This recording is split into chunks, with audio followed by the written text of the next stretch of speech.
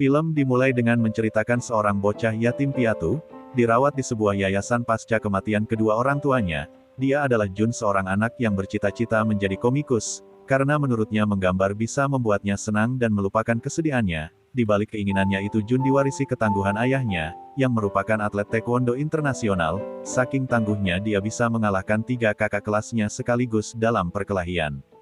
Pihak yayasan yang kewalahan, secara rahasia menyerahkan Jun kepada SHIELD, sebuah organisasi yang melindungi Korea Selatan dari balik layar, karena kebetulan mereka sedang mencari anak-anak tangguh untuk dijadikan agen rahasia. Duk Gyu, utusan dari organisasi itu, mendatangi Jun yang sedang dihukum, dan membujuknya untuk ikut bersama mereka. Duk Gyu berkata bahwa dia akan membantu Jun meraih kesuksesan di bidang bela diri, sama seperti mendiang ayahnya. Jun awalnya sempat menolak, tapi akhirnya dia setuju saat Duk Gyu berkata kepadanya bahwa pria harus memiliki impian besar, daripada menjadi seorang komikus. Namun ternyata Jun dibesarkan menjadi seorang agen rahasia.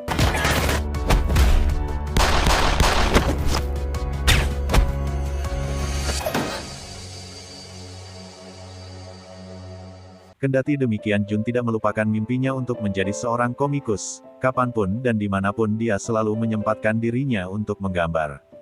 Dalam sebuah misi, Jun perintahkan untuk menangkap seorang buronan. Dia adalah Saimen, adik dari ketua mafia yang telah menewaskan banyak orang. Setelah ditangkap dan diinterogasi, terungkap bahwa ketuanya yang bernama Jason berada di sebuah kapal, yang akan segera berangkat dari Busan. Tidak lama dari itu, Chul, generasi baru dari agen SHIELD, yang juga sangat berbakat, datang untuk mempelajari sesi interogasi. Namun belum sempat menggali informasi lebih dalam, Simon harus menghembuskan nafas terakhirnya. Duk Gyu segera memerintahkan agen Jun untuk melenyapkan Jason. Di tengah amukan badai yang menerjang lautan, Jun yang akan menangkap Jason di sebuah kapal dihadapkan dengan situasi yang tidak terduga, di mana dia harus terjatuh di tengah laut karena parasutnya tidak berfungsi. Setelah Jun dinyatakan wafat, Duk Gyu dan anggota lainnya berkumpul untuk memberikan penghormatan terakhir, namun ternyata Jun selamat dari kecelakaan itu, dan dia memutuskan untuk menjalani kehidupan baru sebagai komikus. 15 tahun kemudian, dengan identitas barunya Jun menjalani hari-harinya sebagai komikus online. Sayangnya impian dia ternyata tidak seindah realita, di mana dia selalu dikejar deadline, dihantui hinaan dan cacian karena komiknya jelek, bahkan sering ditegur sang istri karena tidak bisa diandalkan. Walau demikian, istrinya yang bernama Mina selalu bersabar dan tetap setia kepadanya. Lebih takjub lagi, Mina tidak pernah mengeluh, walaupun dia menjadi tulang punggung untuk keluarga. Mereka berdua dikaruniai satu putri yang bernama Kayong. Jun sebagai ayah yang kerjanya tidak menentu, menggantikan sang istri untuk mengurus pekerjaan rumah, dan merawat putrinya. Tidak lama dari itu Jun dihubungi editor komik, yang memintanya untuk segera menamatkan cerita payahnya. Walaupun terus merengek dan meminta waktu lebih, editor tidak mau membantunya lagi. Tidak ingin menjadi pengangguran, Jun bekerja di sebuah proyek konstruksi. Tanpa diketahui oleh anak dan istrinya, di malam harinya Jun mabuk sembari meratapi nasibnya yang tidak sesuai dengan harapan. Ketika Jun membaca pedasnya komentar netizen, dia kesal dan merasa telah diremehkan. Dengan marah Jun mulai menggambar cerita baru untuk memperlihatkan betapa sangarnya dia di masa lalu, saat masih menjadi agen rahasia.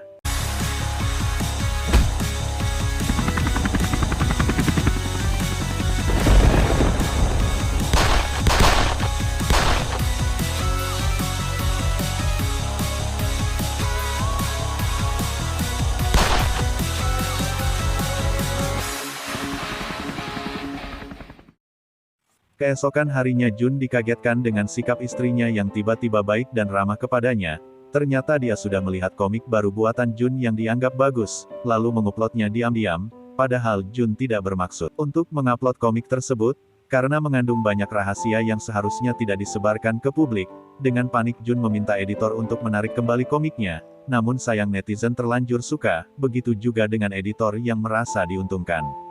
Setelah diminta untuk melanjutkan karyanya, Jun pulang bersamaan dengan hujan yang turun. Seperti biasa dia akan menjemput putrinya ke sekolah jika tidak membawa payung. Setibanya di sana Jun merasa sangat rendah, ketika putrinya diajak pulang bersama oleh orang tua temannya yang kaya raya. 아빠 남았나? 비 오면 맨날 오는데. 근데 너희 아빠 요즘 좀 많아 그러시니? 네. 가자. Jun pulang dengan rasa penyesalan. Menyesal karena gagal menjadi ayah yang hebat, kejadian itu memotivasinya untuk melanjutkan karya terbarunya yang terlanjur disukai orang-orang. Dia menggambarkan kisahnya dengan sangat detail termasuk aksinya saat menghadapi Jason, ketua mafia yang sebelumnya diceritakan.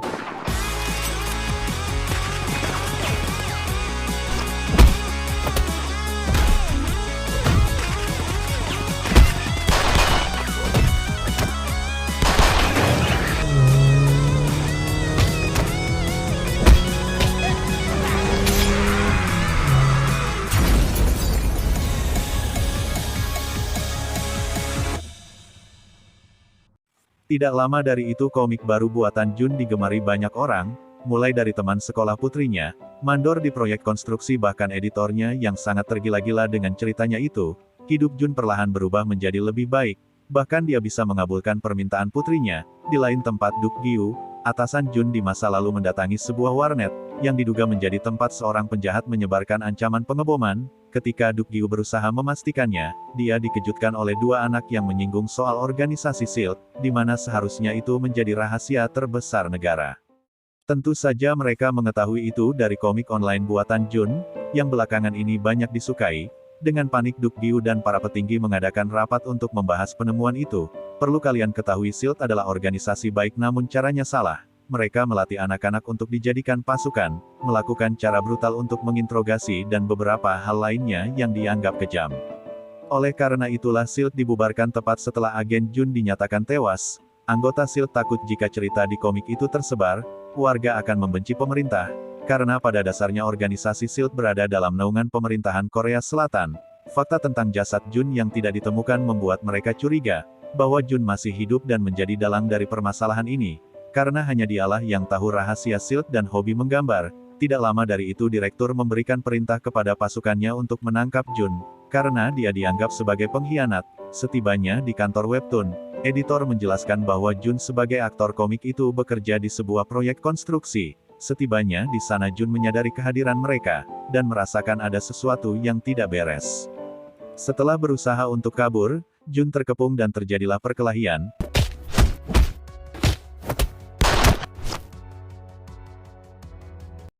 Setelah mengatasi pertarungan, Jun dengan panik berusaha memberitahu istrinya bahwa mereka harus segera pergi dari rumah. Tentu saja Mina tidak mengerti karena dia tidak tahu apa-apa. Belum sempat melarikan diri, Jun diserang oleh pasukan khusus yang ternyata adalah Chul juniornya yang sudah tumbuh dewasa. Tidak lama dari itu direktur menembak Jun dan membawanya pergi. Sementara itu sekelompok mafia yang dipimpin oleh Jason, mendatangi kantor webtoon untuk mencari orang yang telah sembrono menggambarkan dirinya ke dalam sebuah komik. Setelah mengira Jason adalah cosplayer, editor dipaksa untuk membocorkan alamat rumah Jun selaku pembuat komik itu.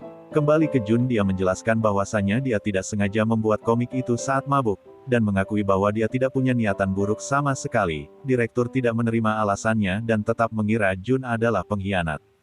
Tidak lama dari itu Jun mendapat panggilan dari istrinya yang udah ditangkap oleh Jason. Jason mengancam dan meminta Jun untuk membawa Duk Gyu ke hadapannya. Motifnya adalah balas dendam karena Duk Gyu sudah menangkap adiknya di masa lalu. Jun tidak punya pilihan lain, dan terpaksa mengikuti kemauannya itu. Akhirnya Jun membuat tipu muslihat dan menyandra Duk Gyu. Saat dia lengah, setelah mengunci direktur di dalam ruangan, Jun bertarung dengan para penjaga lainnya, lalu membawa Duk Gyu untuk ditukar dengan sang istri yang saat ini ditahan oleh Jason. Sementara itu di kantor, direktur yang telah membebaskan diri memerintahkan pasukannya untuk menangkap Jun. Menyadari dia adalah seorang legenda yang tidak terkalahkan, direktur memberikan izin untuk membunuhnya jika diperlukan. Dengan bantuan teknologi, keberadaan Jun berhasil dilacak dan para agen mulai mengejarnya. Sementara itu Jun kembali menghubungi Jason dan berkata bahwa dia sudah membawa Duk Gyu. Mengetahui Jun sedang diikuti agen pemerintahan, Jason mengatakan untuk mengatasi masalah itu terlebih dahulu. Setelah memasuki terowongan, Jun berhenti untuk bertarung dengan agen yang mengejarnya. Walaupun tidak sekuat dulu, Jun masih bisa menghadapi mereka semua. Dan setelah itu dia melanjutkan kembali perjalanannya. Tidak lama dari itu seorang pria misterius yang diutus oleh Jason membunuh para agen yang sudah dikalahkan oleh Jun. Direktur yang mengetahui hal itu mengira bahwa Jun adalah pelakunya. Sementara itu Jun menjelaskan keadaannya kepada Duk Gyu, bahwa dia akan diserahkan kepada seseorang yang menaruh dendam kepadanya. Saat itu Jun tidak tahu bahwa orang tersebut adalah Jason. Namun ketika editornya menelepon dan menceritakan semuanya, Jun akhirnya menyadari bahwa Jason dunia nyata yang menyebabkan semua permasalahan ini. Saat itu Jun teringat bahwa chapter terbaru di komik bercerita tentang Duk Gyu, saat dia menginterogasi Simon hingga tewas. Jika Jason membaca cerita itu, dia akan tahu bagaimana Simon mati dan tamatlah riwayat mereka.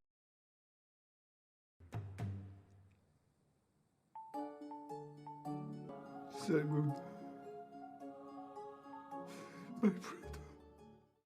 Di saat yang sama direktur mulai menyadari keberadaan Jason dan menyimpulkan bahwa Jun bersekongkol dengannya. Tidak kehabisan akal direktur memerintahkan pasukannya untuk menculik Putri Jun, agar dia mau menyerahkan diri.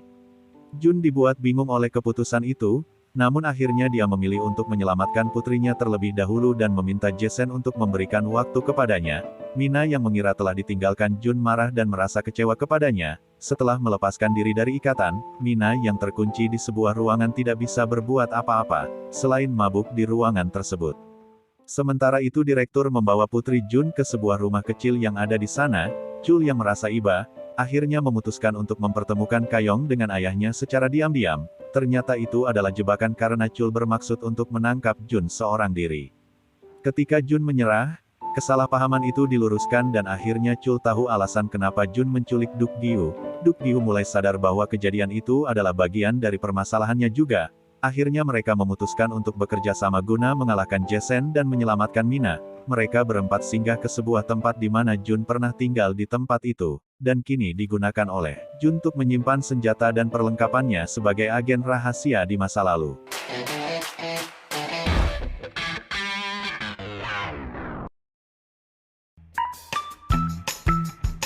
Saat mereka akan pergi, suara sirene meraung dari kejauhan, pertanda bahwa direktur sedang mengejar mereka. Chul menawarkan diri untuk mengelabui mereka. Namun sebelum itu dia harus dibuat babak belur supaya penyamarannya terlihat lebih nyata. Di perjalanan Jun terpaksa membawa Kayong ke medan pertempuran, agar dia tidak diculik lagi.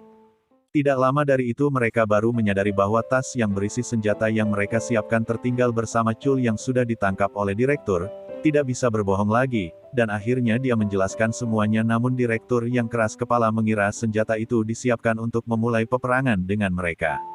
Sementara itu Jun terpaksa menemui Jason di markasnya, tanpa perlengkapan sedikitpun, namun dia meminta Kayong untuk bersembunyi di dalam mobil, lalu merekam semua kejadian di sana, dan melaporkannya kepada Chul. Direktur yang mengetahui hal itu memerintahkan pasukannya untuk melacak lokasi pertemuan tersebut. Ketika Jason muncul, dia langsung mengutarakan maksud dan tujuannya yang ingin balas dendam kepada Duk Gyu, yang telah menginterogasi adiknya dengan kejam. Duk Gyu membela diri dan berkata jika adiknya pantas mendapatkannya, karena dia telah membunuh banyak orang dalam tragedi pengeboman. Tentu saja mafia seperti Jason tidak mau menerima alasan apapun. Ketika Jun meminta istrinya dikembalikan, anak buah Jason membawanya dalam keadaan mabuk. Saat Jun dipukuli, Mina tiba-tiba marah dan menghajar mereka semua yang ada di sana.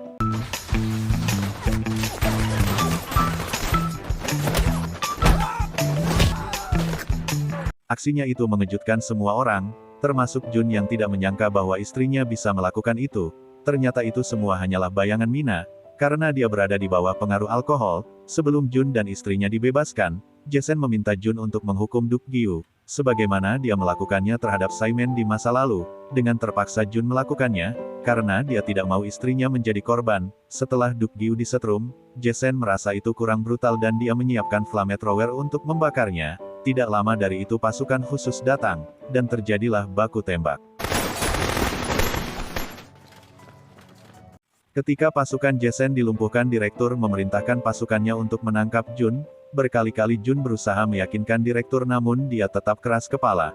Bahkan ketika Duk Gyu membela Jun, dia tetap tidak mau terima.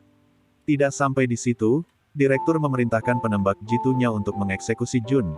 Ketika peluru ditembakkan, Chul mengorbankan diri untuk melindunginya. Mengejutkannya penembak jitu itu berhasil dikalahkan oleh anak buah Jason, yang kemudian mulai menembaki pasukan khusus kembali dari kejauhan.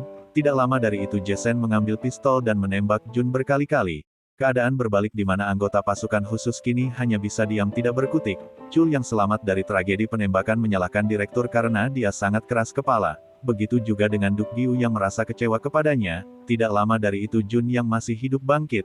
Ia menembak tangki bensin dan membuat kekacauan. pasukan khusus memanfaatkan momen itu untuk menyerang balik, dan terjadilah perkelahian. Jun membawa istri dan anaknya ke tempat yang lebih aman, kemudian dia menyerahkan rompi anti pelurunya dan meminta maaf karena telah menyembunyikan masa lalunya. Begitu juga dengan Mina, dia meminta maaf karena selalu mengomel dan meneriakinya. Setelah itu Jun memerintahkan mereka untuk berlindung, sementara dia akan mengatasi masalah ini. You're never gonna make it, you're not good enough. There's a million other people with the same stuff. You really think you're different, and you must be kidding. Think you're gonna hit it, but you just don't get it. It's impossible, it's not probable, you're irresponsible. Telah mengalahkan beberapa musuh, Jun menghampiri Jason dan berduel satu sama lain. Gonna make it soon, and I'll do it 'cause it's what I wanna fucking do. 'Cause all these opinions and all these positions, they come in millions, they blocking your vision. But no, you can't listen, that shit is all fiction. 'Cause you hold the power as long as you're Dengan ketangguhan dari ilmu bela dirinya Jun berhasil mengalahkan Jason dan misi terakhir dia 15 tahun lalu sudah selesai. Film ini berakhir ketika Jun menolak untuk bergabung dengan pasukan khusus lagi, dan lebih memilih melanjutkan karirnya sebagai komikus.